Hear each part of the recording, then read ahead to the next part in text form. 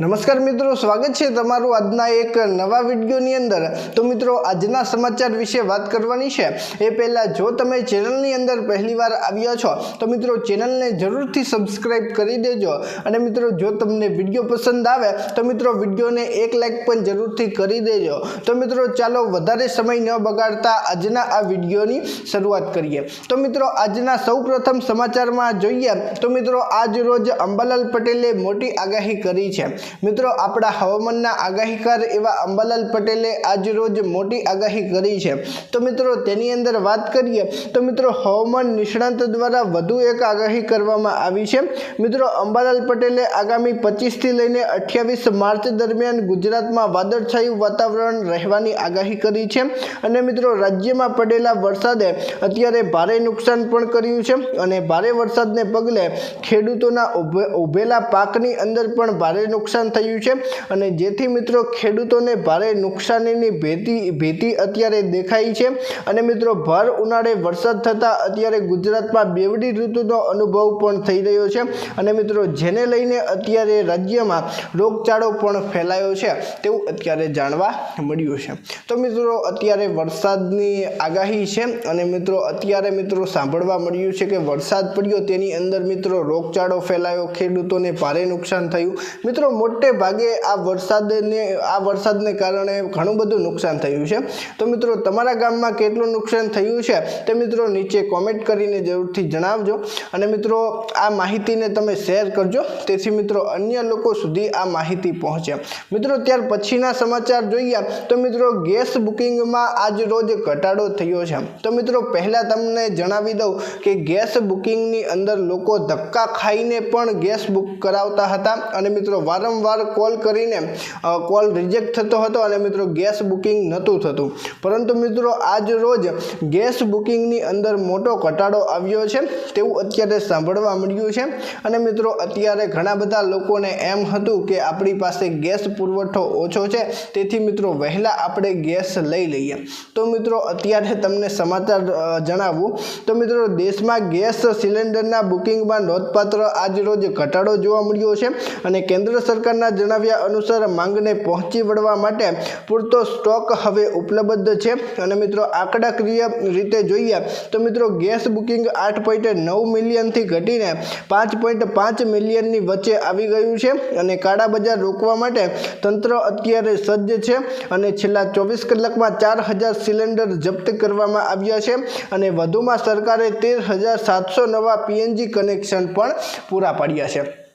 એટલે મિત્રો અત્યારે તમને જણાવી દઉં કે પહેલાં ગેસની કમી હતી કે ગેસના બાટલા મળી રહ્યા ન હતા, પરંતુ મિત્રો આજ રોજ સરકારે જણાવ્યું છે કે હવે આપણે ગભરાવાની જરૂર નથી, આપણી પાસે હવે પૂરતો સ્ટોક છે। તો મિત્રો તમને મેં પહેલાં પણ જણાવ્યું હતું કે આપણી પાસે ગેસ પુરવઠો પૂરતો છે, તો મિત્રો દરેક લોકોને ગભરાવાની જરૂર નથી। તો મિત્રો અત્યારે અન્ય લોકો વિશે હવે તમારે શું કહેવું છે નીચે કોમેન્ટ કરીને જરૂરથી જણાવજો। મિત્રો ત્યાર પછીના સમાચાર જોઈએ તો મિત્રો મોંઘવારીમાં મોટી રાહત।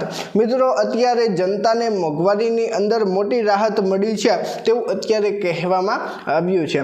તો મિત્રો અમેરિકાએ સમુદ્રમાં ફસાયેલા ઈરાની તેલ પરના પ્રતિબંધને હટાવી દીધો છે અને મિત્રો મિડલ ઈસ્ટમાં ચાલી રહેલા સંઘર્ષ વચ્ચે વધી રહેલા ઉર્જા સંકટની કિંમતોને ઓછી કરવા અમેરિકાએ આ પગલું ભર્યું છે અને અમેરિકી ટ્રેજરી વિભાગે લાયસન્સ જારી કર્યું છે અને મિત્રો તે હેઠળ જહાજો પર લાદેલા ઈરાની તેલ અત્યારે હવે સુરક્ષિત રીતે ભારત પહોંચી શકશે તેવું અત્યારે સાંભળવા મળ્યું છે। એટલે કે મિત્રો પહેલાં ભારતની અંદર તેલની ઉણપ હતી અને મિત્રો તેલના ભાવ વધ્યા હતા અને મિત્રો હવે ઈરાનથી જે તેલ ભારત આવી રહ્યું હતું તેની અંદર મિત્રો કોઈ પણ જાતની રોકટોક નથી, મિત્રો સમયસર તે ભારત પહોંચી જશે। એટલે મિત્રો ભારતના લોકોને હવે મોંઘવારીની અંદર પણ રાહત મળશે અને મિત્રો બાકી અન્ય કાર્યોમાં પણ ભારતના લોકોને રાહત મળશે તેવું અત્યારે સાંભળવા મળ્યું છે। મિત્રો ત્યાર પછીના સમાચાર જોઈએ તો મિત્રો ખેડૂતોને મળશે સહાય। તો મિત્રો અત્યારે તમને જણાવી દઉં તો મિત્રો અત્યારે ખેડૂતોને ભારે મુશ્કેલી વેઠવાનો વારો આવ્યો છે, કારણ કે મિત્રો અત્યારે મહા મહેનતથી પકવેલો પાક નિષ્ફળ જાય તો મિત્રો ખેડૂતોનું દુઃખ એક ખેડૂત જ સમજી શકે। તો મિત્રો અત્યારે તમને જણાવી દઉં તો મિત્રો અત્યારે ગુજરાત ગુજરાતમાં માવઠું થયું અને માવઠાને કારણે લાખો ખેડૂતોને ભારે નુકસાન થયું. તો મિત્રો તેને લઈને એક સમાચાર સામે આવ્યા છે. તો મિત્રો તેની અંદર આપણે વાત કરીએ તો મિત્રો કેન્દ્રીય મંત્રી કુંવરજીભાઈ બાવળીએ કહ્યું છે કે છેલ્લા 2 દિવસમાં રાજ્યના વિવિધ ભાગોમાં કમોસમી વરસાદ થયો અને મિત્રો વરસાદને કારણે ખેડૂતોના પાકને ભારે નુકસાન થયું અને મિત્રો સરકારે આની ગંભીર નોંધ પણ લીધી છે અને મંત્રીએ જણાવ્યું છે કે માવઠાથી પ્રભાવિત ખેડૂતોને મદદ કરવા માટે સરકારનું મન અત્યારે ખુલ્લું છે અને વહીવટી તંત્ર દ્વારા નુકસાનના સંકલન માટે તમામ જરૂરી કાર્યવાહી હવે હાથ ધરવામાં આવશે તેવું પણ અત્યારે સાંભળવા મળ્યું છે. એટલે કે મિત્રો હવે ગુજરાતની અંદર જેટલા પણ ખેડૂતોને નુકસાન થયું છે તે નુકસાનની એક સર્વે કરવામાં આવશે અને મિત્રો તે સર્વેની અંદર પ્રતિ હેક્ટર દીઠ ખેડૂતોને સહાય મળશે તેવું અત્યારે જાણવા મળ્યું છે. મિત્રો ત્યાર પછીના સમાચાર જોઈએ તો મિત્રો જરૂરિયાતી દવાઓ હવે સસ્તી થશે. તો મિત્રો અત્યારે મોંઘવારીનો માર અત્યારે લોકોને મારી રહ્યો હતો અને તેવામાં મિત્રો આજ રોજ એક મોટા સમાચાર છે કે મિત્રો જે દવાની અંદર ભાવ વધારો થયો હતો તેની અંદર પણ મિત્રો હવે જનતાને રાહત મળી રહી છે.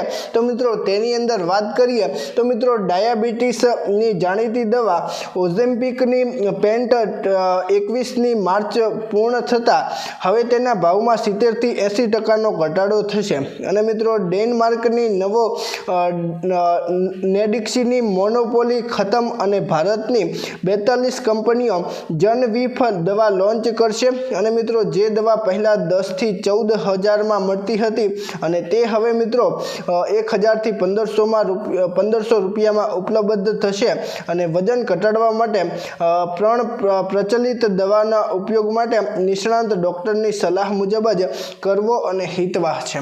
એટલે કે મિત્રો અત્યારે એક મોટા સમાચાર છે કે જેની અંદર મિત્રો 15 થી 20 હજાર રૂપિયાની ડાયાબિટીસની દવા આવતી હતી તેની અંદર મિત્રો અત્યારે કસ્ટમ ડ્યુટી ટેક્સ વગેરે મિત્રો ઘટી ગયું છે અને તેને લઈને મિત્રો જે દવા 10 થી 12 હજારમાં મળતી હતી તે મિત્રો હવે નવી લોન્ચ થશે અને મિત્રો નવીની અંદર હવે 1000 થી 1500 રૂપિયામાં તે દવા મળી રહી છે તેવું અત્યારે સરકારે જણાવ્યું છે.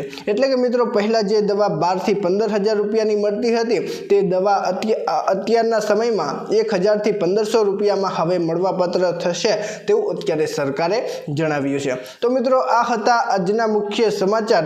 તો મિત્રો જો તમને આજનો વિડીયો પસંદ આવ્યો હોય તો મિત્રો વિડીયોને લાઈક કરી ચેનલને જરૂરથી સબસ્ક્રાઇબ કરી દેજો. તો મિત્રો ચાલો મળીશું એક નવા વિડીયો સાથે. ત્યાં સુધી અમને રજા આપજો. ધન્યવાદ.